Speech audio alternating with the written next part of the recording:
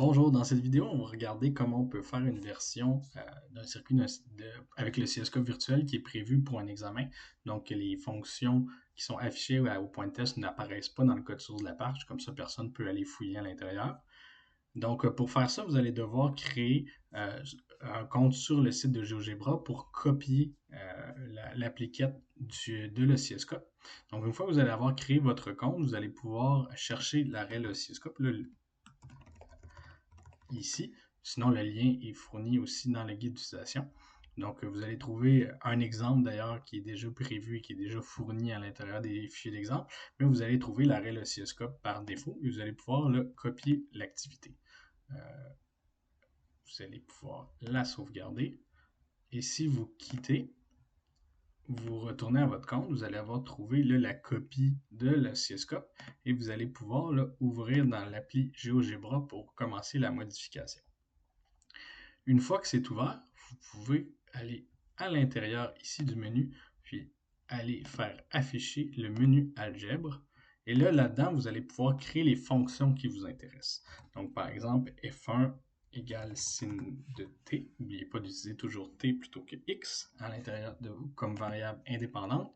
Et donc, si on dit F1 est égal à sin de t ici, elle va se créer la fonction f1 de x est égale sin de t de x.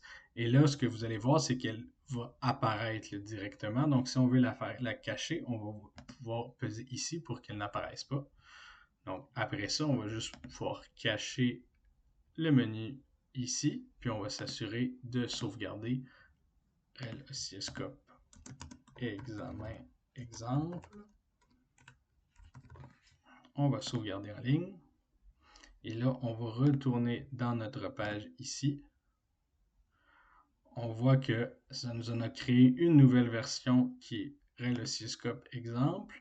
On va faire publier pour la mettre en ligne. Parce que s'il n'est pas en ligne, les gens n'y auront pas accès. Et là, quand on va cliquer dessus, on va voir qu'il y a ici une idée pour cette version-ci, maintenant qui contient notre fonction qui dit que f1 est égal à sin de t. Donc, on n'a plus besoin de cette fonction-là. C'est maintenant défini à l'intérieur. Et on peut changer l'idée à cet endroit-ci dans notre gabarit. Et on peut générer le fichier. On va juste se rendre au bon endroit dans exemple amplificateur sur la sortie.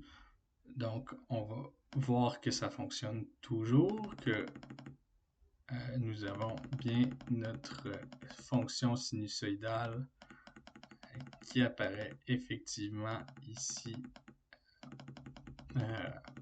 à l'intérieur. Donc, même si là maintenant, si on regarde ici dans notre fichier, on n'a plus du tout sin de t qui apparaît, mais sin de t est dans notre appliquette GeoGebra.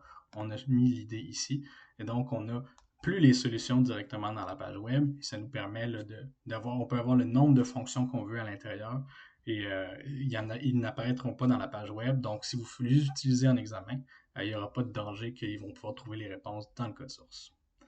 Donc, c'est beaucoup d'étapes dans le guide d'utilisateur.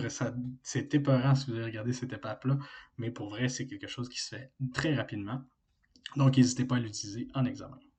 Merci.